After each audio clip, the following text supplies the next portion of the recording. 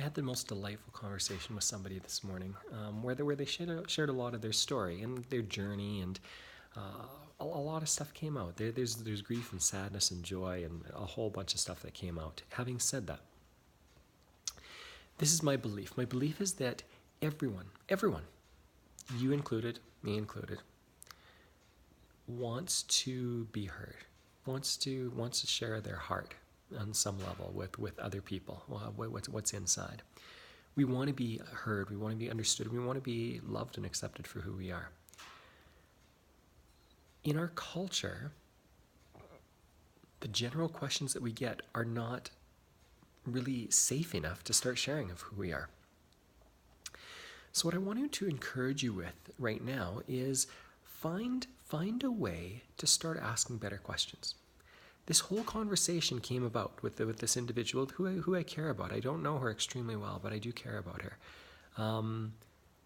As I've gotten to know her over the last few years, when I come to this retreat center. It all came about, but with me asking a fairly innocent, open-ended question. She had shared something, and I asked a deeper question. And you know what?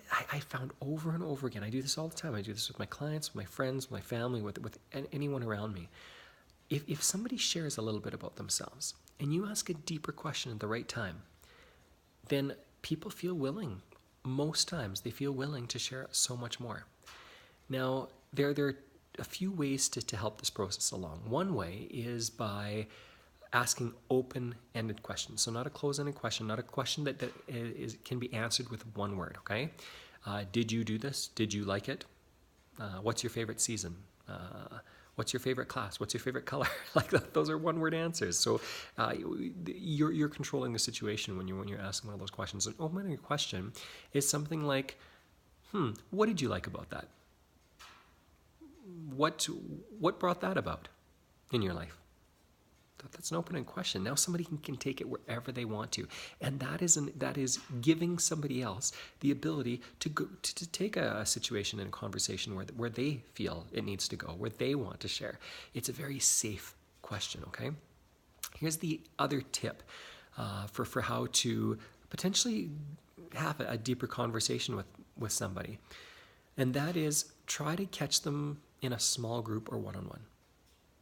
Don't do this in an auditorium. When you ask that question in an auditorium, somebody doesn't feel safe. It's not conducive to feeling safe. But I found like in a larger gathering, in a party, even like at a restaurant or something, as long as I've got somebody kind of one-on-one and we're having our own conversation, if I ask a good question, they're often willing to go someplace far deeper. Now here's the next question. For me, why would somebody want to go deep with other people? Well, what it does is it fosters relationships. Do you know how much it's helped me in my life in absolutely every single way? I've developed better friendships this way. I've developed deeper relationships with my family members this way. I have developed deeper business relationships this way. It's not a means to an end of, oh, well, you make more money. Oh, well, somebody would be on your side. Having said that, if you go at it with the right heart, if you go at it with the right attitude and go, I want to give somebody a gift today, and you allow them to share a little bit about themselves, you know what? There are all those other benefits that are going to come back to you. It's not necessarily why you have to do something. At the same time, there are so many benefits when you go deep with somebody, because it's a gift. We all want to share a little bit about ourselves. We all want to talk about ourselves and process that information or whatever it is. So here's what I would encourage you to do. I'd encourage you every single day this week, what I want you to do is I want you to try to have a deeper conversation with somebody by asking a couple of good questions. Now listen, this is the way it's going to go. If you ask a really good deep question and somebody is willing to go somewhere, they'll start it. You don't have to do a lot of work after that. If, however, you ask a question and somebody doesn't really go deep, and you ask one more question and they don't go deep, then drop it. They don't feel safe right now. They're not willing to go someplace, and they're not willing to receive that gift right now, which is okay. That's completely fine.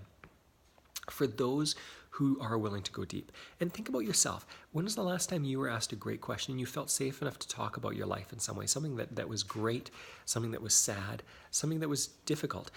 How how much did that help you process it later in life?